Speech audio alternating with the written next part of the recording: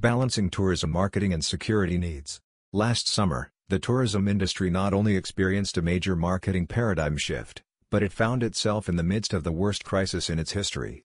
Even as late as the last decade of the 20th century, it was not uncommon to hear tourism officials voice their concerns that they feared that too much, or too visible, tourism security practices would lead to visitor fear and a lowering of profits.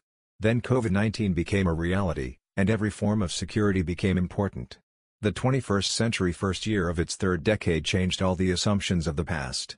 In an ever more dangerous world, visitors and tourists demanded to know what security and health precautions were being taken, how their safety was being considered, and to whom to turn in case of an emergency.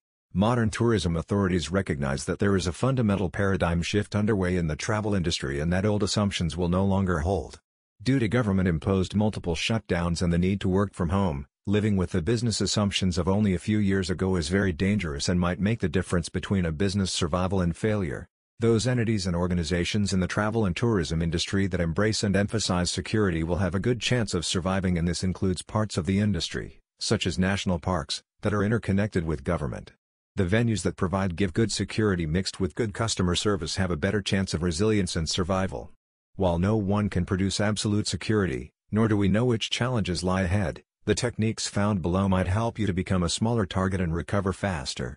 They can help you to use security, safety, and health as a marketing tools. The key is to begin with achievable successes and use those successes to build momentum.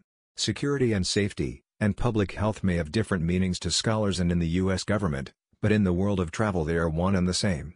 In the post-COVID era it is important that we recognize that poisonous water, poor sanitation, and gunfire have the same results: the destruction of your tourism business. It is essential that the travel and tourism industry understand the relationship between risk management and security. They are two sides of the same coin. Places that receive a great deal of negative publicity, fairly or unfairly, will have to work to change the perception if they hope to survive. Beautification and security go hand in hand. When the environment is safe, the visitor also feels safe. Tourism security professionals know that good security begins with a perception of safety. By cleaning your streets, planting flowers, trees and mini gardens around your city, you are not only lessening the chances that a crime will occur but also increasing a visitor's desire to spend time in your community. Make sure that when you landscape an area to do it according to the principles of good crime prevention through environmental design. Be careful of whom you chose to invite into your community to give advice. Tourism security specialists must know both tourism and security. There are many universities that give courses in tourism but few that understand the relationships between tourism surety and tourism. Invite people who can help a community not merely solve a problem but promote a vision. Tourism security can only be a marketing tool if it is part of a community's total vision.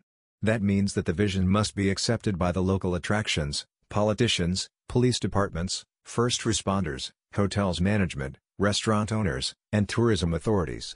Never create false senses of security, safety when it comes to visitors' health. Never promise what you cannot fulfill. Marketing disasters occur when reality does not match expectations. Train and prepare your community to be safe and secure. Good security is not a matter of gas masks, but simple logic. Check to make sure your signage is accurate, review traffic patterns, and provide up-to-date tourism information and emergency numbers.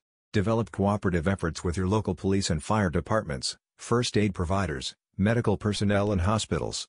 Make sure that your first responders, both public and for-profit, are aware of how important tourism security is to tourism. For example, most police officers have never been trained in good tourism security. It is essential to have a person work with your local police, private security, ambulance units, and first aid units who can translate between tourism and security issues. Most tourism officials do not realize that police and fire departments follow strict Weberian bureaucratic procedures. If your police department's senior administration does not support a tourism security policy and the training of officers, then there is a low probability of police cooperation. Help your chief to understand that tourism security is good business not only for the community but also for his/her department. For example, too many police departments still believe that their task is to earn money for their communities through the giving of traffic tickets. Have your city government explain to your police department that such policies are not only out of date but counterproductive. Offer seminars for your tourism security and safety partners. First responder departments will be much more willing to aid in tourism security if they too see the benefits.